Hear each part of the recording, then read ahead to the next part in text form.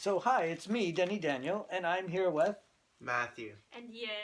and they came all the way from New York to see the Museum of Interesting Things, and they went through the whole museum. It took about a week and a half, right? Yeah, Roughly. And now they're going to open up a new acquisition. Oh my God, these are heavy. So one of these 3 boxes, each one of them is going to open up one, and I do this like a 42nd Street shell game, which I'm born and raised and remember, where a guy would show up with 3 shells, he put a quarter under one of them, he mixed them up like this, and then you had to guess which one had the quarter, and you'd win something. The only difference here is I don't have 3 shells. There isn't a quarter under any of my boxes, and you win nothing. So ethically, it's exactly like a New York shell game if you think about it. But the similarity is this. I am going to mix the boxes. Oh, so here is me mixing the boxes. Are you guys confused? Excellent. You're confused. That looks about as confused as you can get. Okay, so everyone pick a box to open. I like this one. You like that one, This one. and you like that one. Oh, this is heavy. They're all 13 heavy. Cemetery Lane.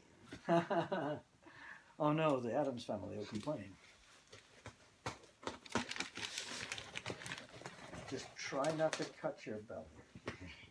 Happy school year. This is the coolest box I've ever seen. Where did they get that wrapping from? I have to save that wrap. That Already is really cool.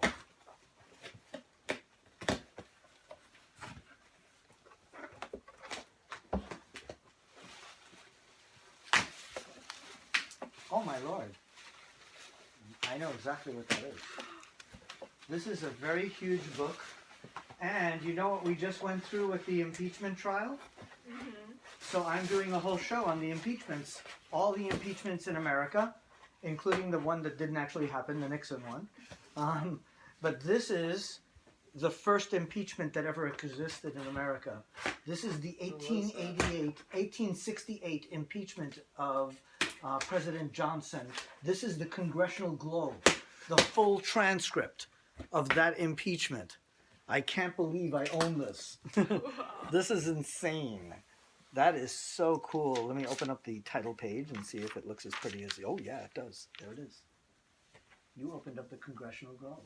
Debates and And they proceedings. just, funny enough, they just threw out the case. They basically didn't impeach him. He was acquitted. But there it is, the original Congressional Globe for the Johnson impeachment. That is really cool. Now I have the holy grail of items for that. And look, this is insane. Look at how much this is Wow. everything that was said. This is the whole this is the whole trial. So the the impeachments were Johnson, 1868, Nixon, early 70s, around 72, 73, Clinton in the 90s, around I think 98 or so, and then of course today we have Trump. Technically, the Nixon impeachment never happened. It never went to trial, so that wasn't an impeachment. It was a threat of an impeachment. He resigned before they got a chance, and then Ford pardoned him, and that solved the problem. And we're having all the newspapers brought in. I'm having everything shipped in for the initial accusations, and then the him quitting, resigning, and then Ford pardoning him. So I have all of that coming in here, and then of course you have the Clinton impeachment, which was also went to impeachment, went to trial, and then he was acquitted. By the way, Johnson was acquitted by I believe 1 vote, showing that votes count. By 1 vote, he was not impeached. And of course, the current Trump impeachment, where he was just acquitted. The most impeachable presidents were probably Nixon and the Trump impeachment, because as far as the law is concerned, the Johnson impeachment is very interesting. Technically, he did break a law, and it's impeachable. The problem was the law was made for him to trip on and impeach him. It's almost like entrapment. And the law, in the history of America, I've never heard of a law like this. The law actually says this is an impeachable crime. There's only one person in the entire country that can be impeached, the president. Wow. So you made a law and specifically said it's impeachable, but there's only one guy that can be impeached. So clearly you made that law for that guy, the president. So clearly it's like, I can't believe ethically they got away with that. But they hated him, they didn't like him, and they wanted to impeach him. And so they made a law that they knew he would break. And he fired somebody that they were like, then they made that an impeachable offense, and that was it. And of course, Nixon did what everyone does. He spies on everybody. Every president has done that. The joke is he just got caught. But he really did and actually, funny enough, I didn't realize it because I wasn't really, I was hardly, but Nixon was actually a very popular president until the impeachments. And it's amazing when I talk to my parents, they're like, oh yeah, he was actually very popular. And the impeachment changed the game on him. And then, of course, Clinton, the big impeachment, but it was a lie that he committed, but he was lying about infidelity. And, that's kind of, it's like, it's not like he did something that would make all of our lives change. His wife's life would change, but the idea of like being impeachable for cheating on your wife, then every president in this country would have been impeached. Because John F. Kennedy slept with Marilyn Monroe. There's so many presidents that there was infidelity, and it's proven. And in fact, the forefather, the founding fathers, Jefferson, we have we have DNA that he had slept with slaves. So at this point, you'd have nobody ruling this country, no one. So it's a ridiculous benchmark.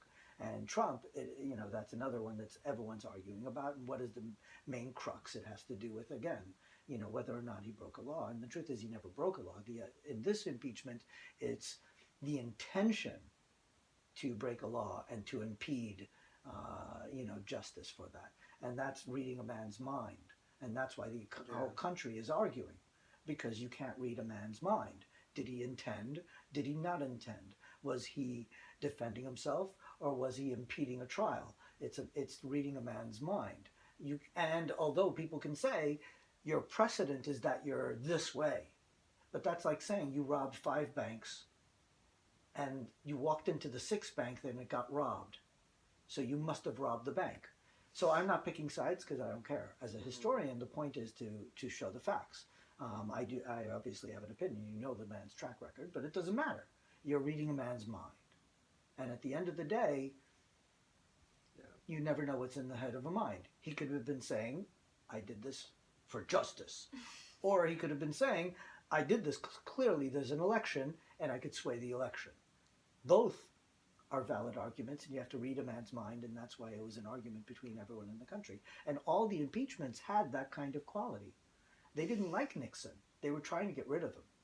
They caught him at what everyone does, and they got rid of him. So all the impeachments have actually been rather biased. It's very interesting to watch. But yet I still think that this is an earth-shattering country, and nothing is perfect. Nothing. You'll never agree with, I don't agree with my mother.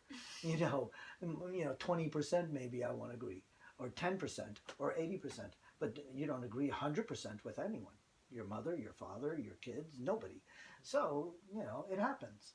The point is to get the best you can get. And I think the system is actually the best, if not the best, then one of the best. I personally think it's probably the best. But, I live here, I'm biased.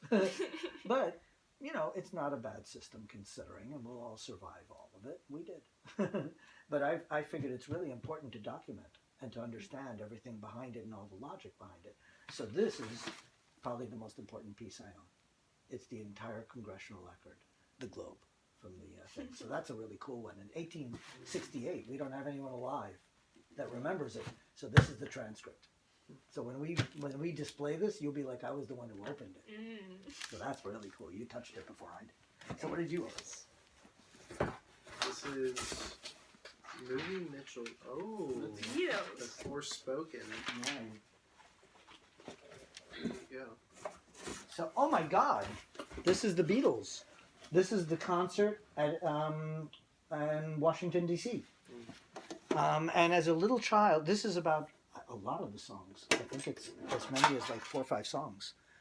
So it's a 16 millimeter film of the Washington, D.C. concert. And as a child, I had the full film. I actually have the full film of this concert. I bought it as a little boy at a Beatles convention, and I wanted to get this excerpt because it'll give me a short version that I can play at the speakeasies. And it's a very interesting concert. Do you like the Beatles? Are you Beatles? I used to. Yeah. Okay, Listen well, to this the is bringing Beatles back your childhood. Occasionally. Yeah, in my childhood, I was a big Beatles fan. This is a very interesting concert. It was a circular arena, and so they put Ringo Starr on a circular spinning drum riser. So they actually would turn him after every couple of songs, so that this side of the audience could see him. So it's a really cool audience, and it's a really cool concert because every so often they'd all move like this and then move like this. It's a very fun concert. So I was like, oh, we totally have to show this. So when we show that one at the speakeasy, you'll be like, yep, I was the one who opened that one. Well, let's say bye to the world. Bye, world. And I hope you guys had fun.